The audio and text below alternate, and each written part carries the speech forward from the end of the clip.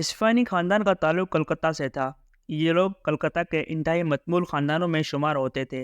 अबुल हसन का ताल्लुक इसी इस्फानी खानदान से था। ये कैम्ब्रिज में पढ़ते थे, वहाँ कायद-ए-आज़म की तकरीर सुनी, कायद-ए-आज़म के आशिक हुए और बाकी ज़िंदगी कायद-ए-आज़म और ऑल इंडिया मुस्लिम लीग की खिदमत में गुजार दी। मुस्लिम लीग के साथ मुख्तलिफ ओहदों पर काम किया। पाकिस्तान बना तो अबुल हसन इस्फानी करोड़ों रुपए के असासों के साथ पाकिस्तान शिफ्ट हो गए। ढाका और कराची दोनों इनकी कारोबार मरकज़ थे। दोनों शहरों में इनके कारखाने, कोठियाँ, प्लाजे, फार्म हाउसेस और ज़मीनें थीं।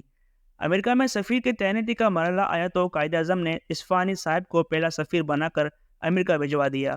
ये वहाँ 5 साल सफ़ीर रहे, फिर 2 साल बहरीन में हाई कमिश्नर रहे, फिर 1 साल सनत और तिजारत के वफाकी वज़ीर बने। भुट्टो साहब का दौर आया तो उन्हें अफ़गानिस्तान में सफ़ीर बनाकर भेज दिया गया। ये इस्फानी साहब का सफारती और सियासी प्रोफाइल था, जबकि दूसरी तरफ ये मुआशी और तिजारती मैदानों में भी दिन दुगनी और रात चौगुनी तरक्की करते रहे। ये सदर अयूब खान दौर में इन 22 ख़ानदानों में शामिल थे जो मुल्क के ज़्यादातर वसाइल के मालिक थे। इस्फानियों के बारे में कहा जाता था कि आप पाकिस्तान के किसी हिस्से से कोई चीज़ खरीदें, मुनाफे का एक हिस्सा किसी न किसी ज़रिए से होता हुआ इस्फानी ग्रुप तक पहुंच जाएगा। अबुल हसन इस्फानी के 3 बच्चे थे। सिकंदर इस्फानी उनके बड़े साहबजादे थे। इस्फानी साहब सिफारत और सियासत में मसरूफ़ रहते थे। चुनांचे कारोबार की जिम्मेदारी सिकंदर इस्फानी के कंधों पर थी। ये ख़ानदान अयूब खान और भुट्टो के ज़माने में खरबपति हो गया। भुट्टो साहब ने सनतें कौमियाँ लीं, लेकिन इसके बावजूद इस्फानी ख़ानदान के पास कराची में अरबों रुपए की प्रॉपर्टी थी। सिकंदर इस्फानी ने 2 शादियाँ की। पहली एलिया से 4 बच्चे, दूसरी एलिया बेऔलाद हैं। 1990 की दिहाई में जायदाद का झगड़ा शुरू हुआ। अदालतों और कचहरियों का मामला चला तो नौबत यहाँ तक आ गई, वो कराची शहर जो कभी इस्फानी ख़ानदान का घर कहलाता था, इस शहर में सिकंदर इस्फानी के रहने के लिए कोई छत न बची। सिकंदर इस्फानी सिंध कलम में शिफ्ट हो गए। ये 2 साल कलम में रहे और दिसंबर 2013 में सिंध कलम में इंतकाल कर गए। कलम से इनका जनाजा उठा। जनाजे में चंद लोग शामिल थे और इन लोगों में उनके ख़ानदान का कोई शख्स शामिल नहीं था।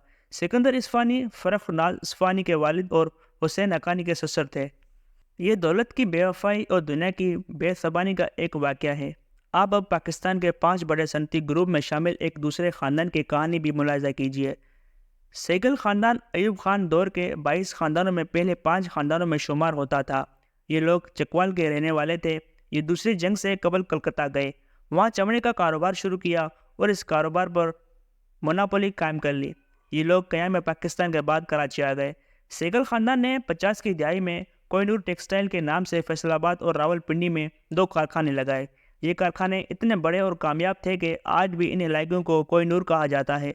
अयूब खान का दौर सैगल ख़ानदान के उरूज का ज़माना था। सैगलों ने यूबीएल बनाया। यह पाकिस्तान का तीसरा बड़ा बैंक था।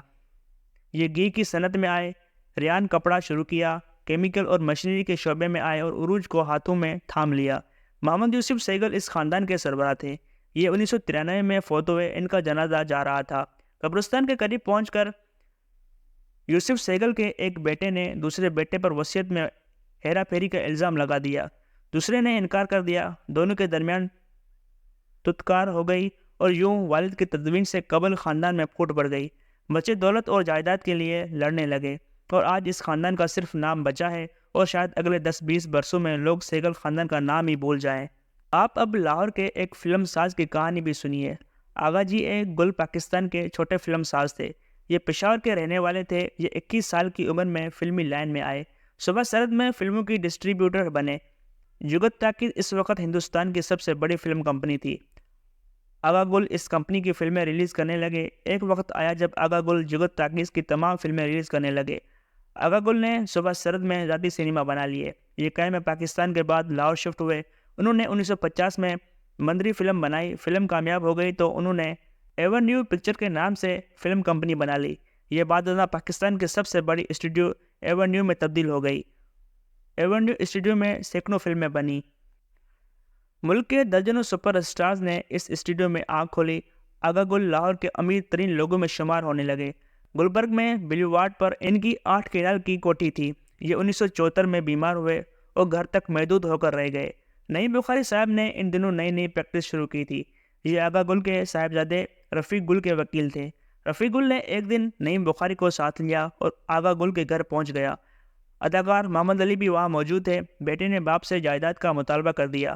ریاض گل والد سے 8 کنال کی کوٹھی لینا چاہتا تھا۔ باپ نے بیٹے کی منت کی، میں بیمار ہوں، میں اس حالت میں کہاں جاؤں گا، میں آپ کو یہ کوٹھی لکھ دیتا ہوں، آپ کاغذات اپنے پاس رکھ لو، میرے مرنے کے بعد کوٹھی کا قبضہ لے لینا۔ بیٹے نے انکار کر دیا۔ رفیق گل کا کہنا تھا، ابا جی آپ کو یہ گھر ابھی خالی کرنا ہوگا۔ آغا گل کی صورتحال پر محمد علی اور نعیم بخاری دونوں کو ترس آ گیا۔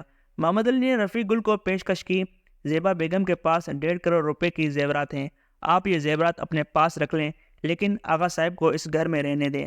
آپ کو جب یہ گھر مل جائے گا تو آپ میرے زیورات مجھے واپس کر دینا۔ مگر صاحبزادہ نہ مانا۔ یہ معاملہ طول پکڑ گیا تو صاحبزادے نے بریف کیس سے پستول نکال لیا اور والد پر تان دیا۔ آغا گل کی آنکھوں میں آنسو آ گئے۔ وہ اٹھ کر اندر گئے، چیک بک لے کر آئے، 60-70 لاکھ روپے کا چیک کاٹا۔ یہ چیک رفیق گل کے حوالے کیا اور آنکھیں نیچے کر کے بولے، آپ یہ رقم لو اور مجھے اس کے بعد کبھی اپنی شکل نہ دکھانا۔ رفیق گل نے وہ چیک جیب میں ڈالا اور نعیم بخاری کے ساتھ واپس چلا گیا۔ آغا جی اے گل 1983 میں انتقال کر گئے۔ انتقال کے وقت ان کا کوئی اپنا وہاں موجود نہیں تھا۔ یہ صرف 3 واقعات ہیں۔ آپ اگر چند لمحوں کے لیے آنکھیں کھول کر دائیں بائیں دیکھیں تو آپ کو اپنے ارد گرد سینکڑوں ایسی مثالیں ملیں گی۔ ہم سے زندگی میں صرف 10 چیزیں بے وفائی کرتی ہیں۔ ہم اگر ان 10 بے وفاؤں کی فہرست بنائیں تو عہدہ، دولت اور اولاد پہلی 3 نمبر پر آئے گی۔ ہم عہدے کے لیے ایمان، عزت، صحت اور خاندان تک قربان کر دیتے ہیں، لیکن یہ عہدہ سب سے زیادہ بے وفا نکلتا ہے۔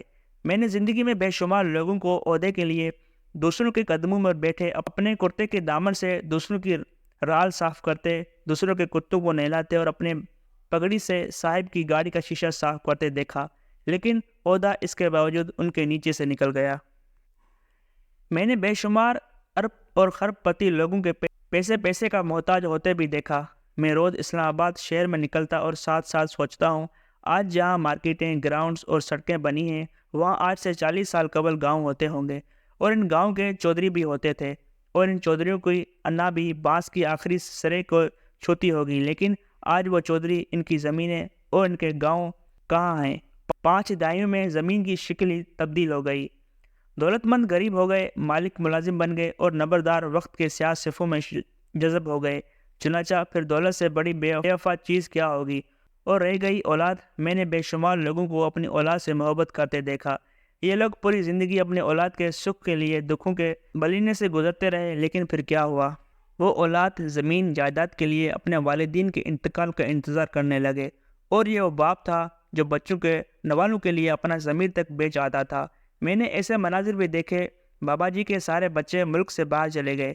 بابا جی نے تنہائی کی چادر بن کر زندگی کے آخری دن گزارے۔ انتقال ہوا تو بچوں کو وقت پر سیٹ نہ مل سکی، چنانچہ تدفین کی ذمہ داری ایدی فاؤنڈیشن نے نبھائی یا پھر محلے داروں نے۔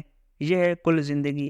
اولاد، دولت اور عہدے کی بے وفائی، ان بے وفائیوں کے داغ اور آخر میں قبر کا اندھیرا، یہ وہ حقیقت ہے جس سے ہر شخص واقف ہے، لیکن اس کے باوجود انسان کا کمال ہے، یہ دیکھتا ہے لیکن اسے نظر نہیں آتا، یہ سنتا ہے لیکن اسے سنائی نہیں دیتا، اور یہ سمجھتا ہے لیکن اسے سمجھایا نہیں جا سکتا۔ ہر روز لوگوں کو تباہ ہوتا، مرتا، ذلیل ہوتا دیکھتا ہے، مگر یہ ہر بار خود کو یقین دلاتا ہے، یہ میرے ساتھ نہیں ہوگا۔ کیوں؟ کیونکہ میں دوسروں سے مختلف ہوں۔